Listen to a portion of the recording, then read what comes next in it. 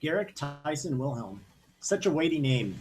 My father said it meant righteous first son of a German. What a burden. My mother said it represented her English and Danish heritage and my father's full blooded German ancestry. As a child, my nickname was Ricky. My grandma called me that until the day she died. As I grew up, I changed it to Rick because I couldn't imagine an adult named Ricky. Why don't people get to choose their own name anyway? My favorite book is Island of the Blue Dolphins.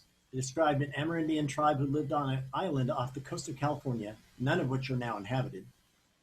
They had a common name and a sacred name.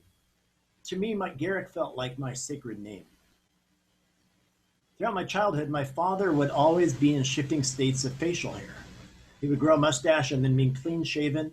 When he retired from the military, he grew a beard for the first time. I never really could grow a beard like my father. It felt like I would never be the man he was. When I came out of the closet later in life, I not only shed my identity as a Mormon, I embraced my given name as more authentic to who I was.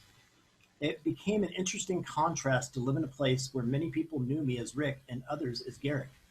The divide was stark and often kept those who knew me as gay from me intermingling with those who didn't, since they didn't have a common way to identify me.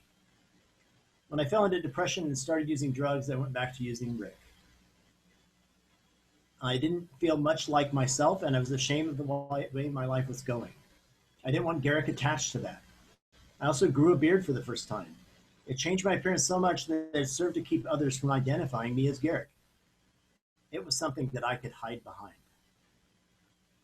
As I began to recover, I shaved my face again and went back to using Garrick as my name. It was a marker as how I chose to embody the person I wanted to be at the time. Each embodiment of my name showed in my appearance, literally inscribing this history on my facial presence. Each of those appearances building a history that is part of and supports my current appearance. I am very proud of who I have become, as is this history of a lifetime that has scripted upon me the person I embody now. Even as my face has aged, there is no regret. Being at peace with this history leaves my mind free from burden and able to experience the joy of life every day. I share my clean-shaven face. For me, it is the symbol of how I show up in this world. Clearly a white man from the heritage of colonizers, a gay man who chose his sexuality over his religion, is a man who found fulfillment and accomplishments in academics. It's also a symbol of my openness and vulnerability with others, and that I can choose every day how I show up in the world. Thank you.